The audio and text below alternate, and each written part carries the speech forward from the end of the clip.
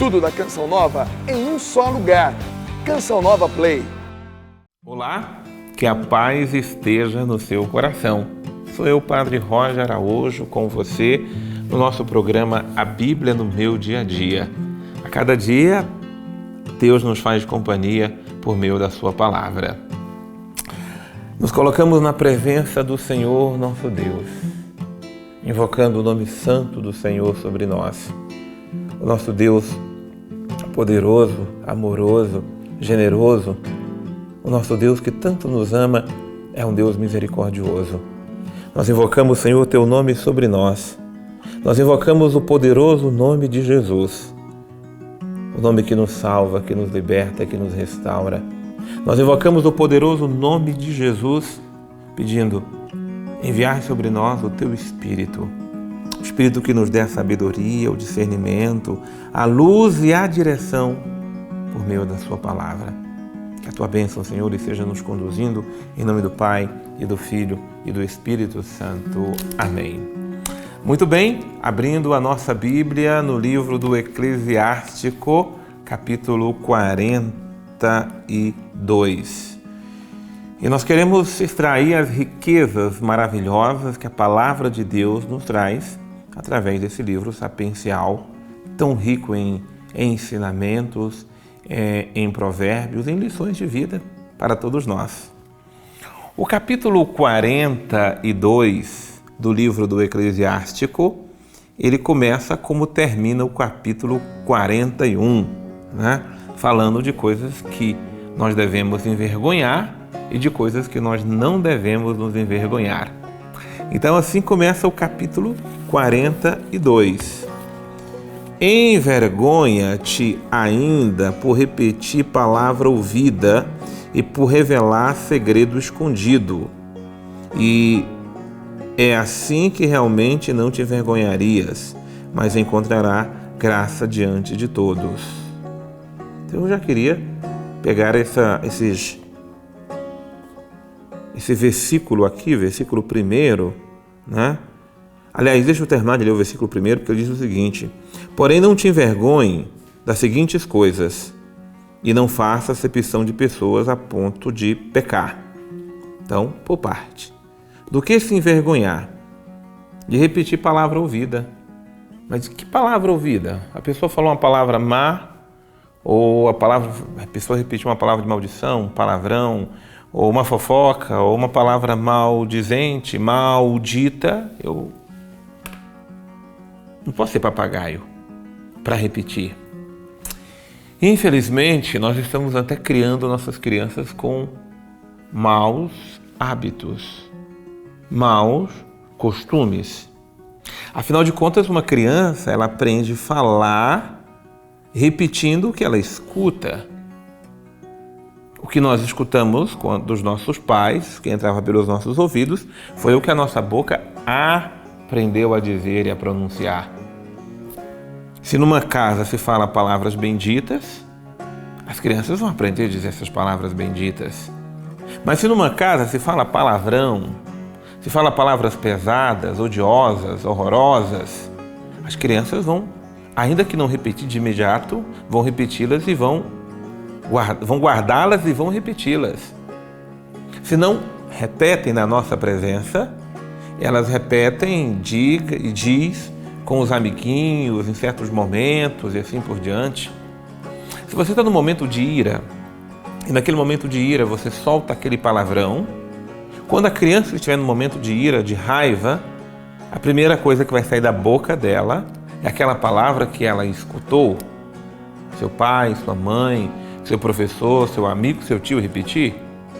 Então, nós desde pequenos estamos acostumados ou formados nessa forma de aprender o que é bom e o que é também ruim.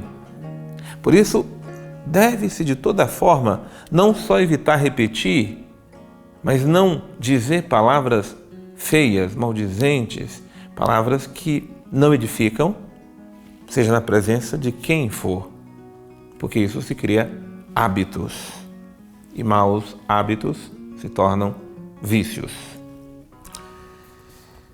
E diz mais a palavra de Deus aqui no início do versículo 42. Tenha vergonha de revelar um segredo escondido, porque aqui já é falta de não só ética, mas de consciência moral. É uma falta de aliás, é uma consciência moral deturpada. É uma consciência moral fragilizada. Para não dizer uma coisa até muito mais dura do que essa. Mas, em hipótese alguma, alguém pode revelar o segredo de alguém. Se alguém te confiou um segredo, é porque é um segredo. É aquilo que é sagrado. O sentido de um segredo, ele é, acima de tudo, primeiro, não é porque é escondido, é porque é sagrado. É porque pertence àquela pessoa. E ninguém, em sã consciência, tem direito de revelar, de manifestar aquilo que é o sagrado de uma outra pessoa. Por um bem maior, isso pode ser feito, mas nunca para atrair a confiança de alguém. O médico tem que ter o seu segredo profissional, ele não pode jamais pegar o quadro de um paciente e revelar, seja para quem for, dizer para a esposa, não pode, é um segredo profissional, psicólogo, psiquiatra, e imagina uma pessoa na vida prática, um padre nem se pensar, nem se cogita, jamais. E não é só o segredo de confissão, não, esse é sacramental, mas se alguém te confiou algo que é precioso da vida dela e ela não te deu autorização para contar, quem tem ética, bom senso e moral, jamais fará isto. E se um dia algum amigo, alguém, mesmo que depois ela não seja mais tão sua amiga, isso nunca te dá o direito de você manifestar o sagrado daquela outra pessoa.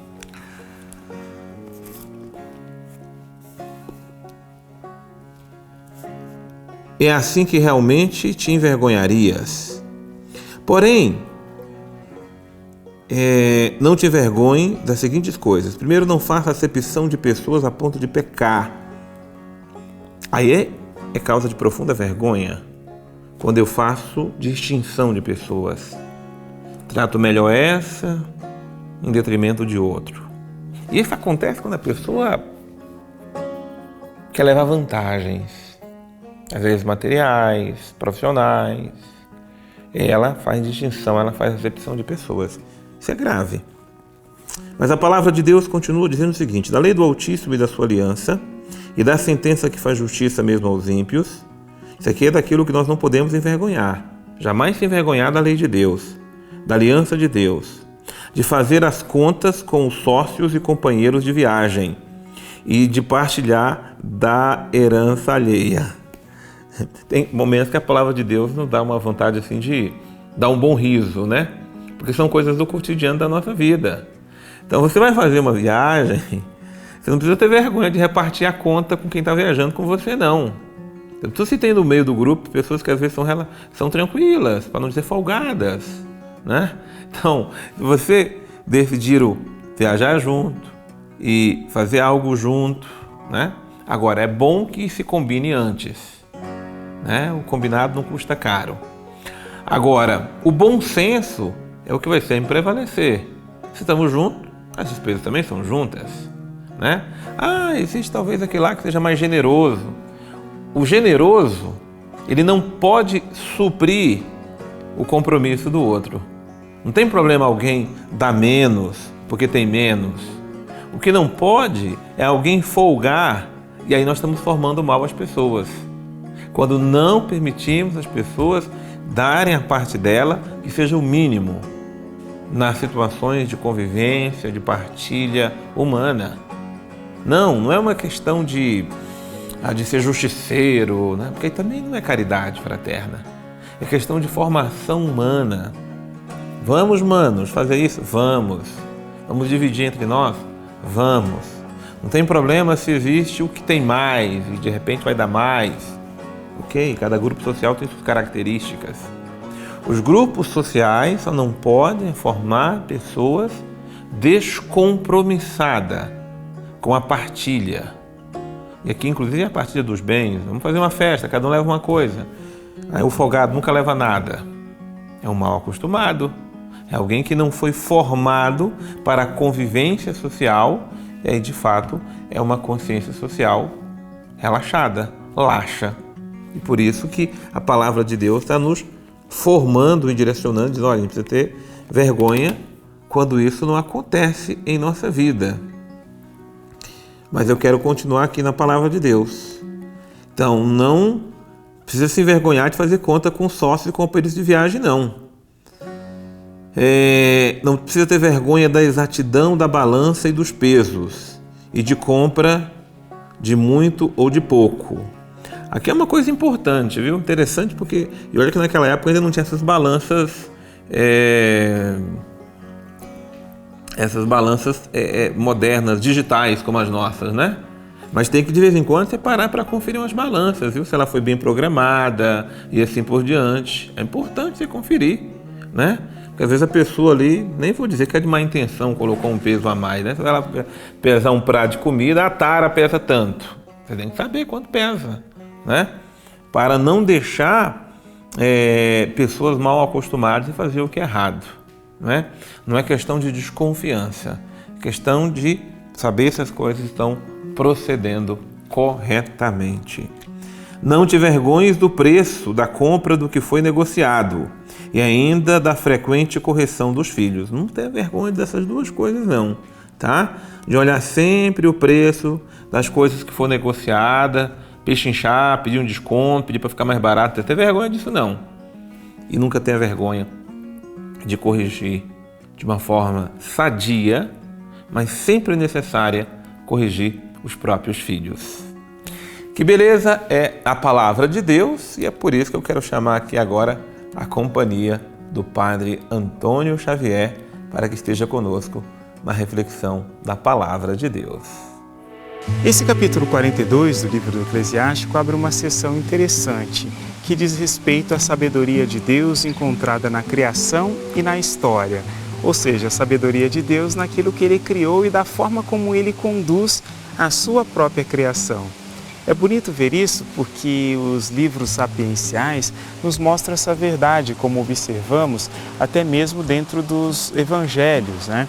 Onde aquelas genealogias, como aquela de Jesus, vai mostrando muita gente que esse foi parente de Jesus, aquele outro também, e no meio daquelas listas nós temos pessoas que não tiveram uma vida tão legal assim, que tiveram uma vida marcada inclusive por erros. São pessoas que têm a sua fama assim, meio que comprometida por aquilo que a Escritura termina por relatar da vida delas, mas que nos mostra que nada escapa do controle de Deus e que no final das contas os erros dos homens não impedem que Ele venha realizar a sua vontade, porque Deus dá sempre um jeito de ir acertando as coisas.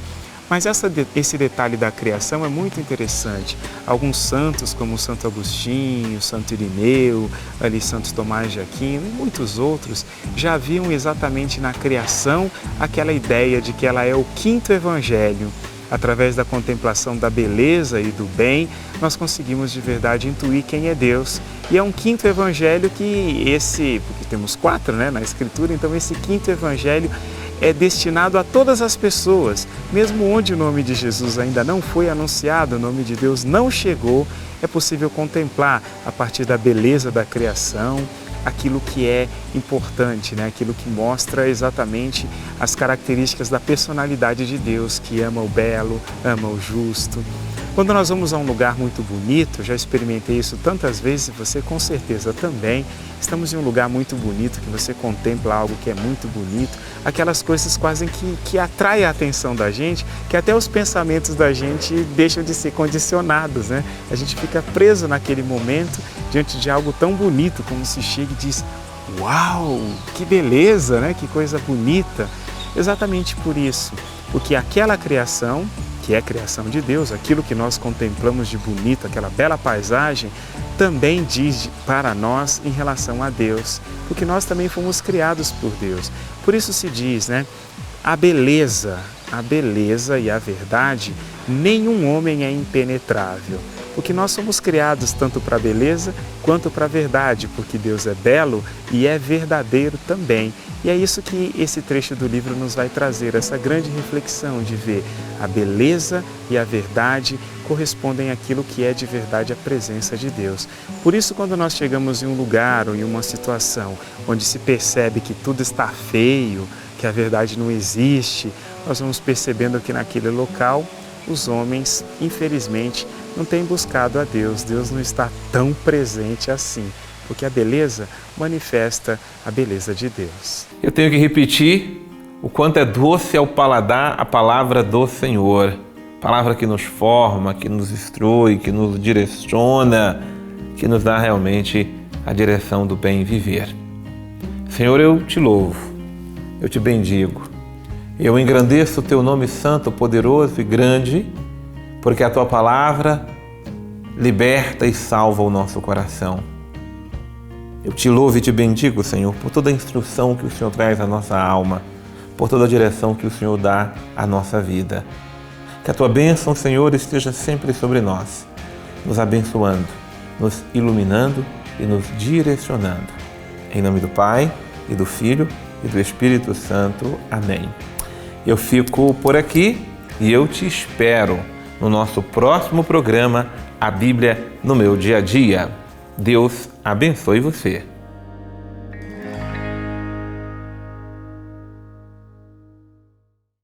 Tudo da Canção Nova em um só lugar. Canção Nova Play.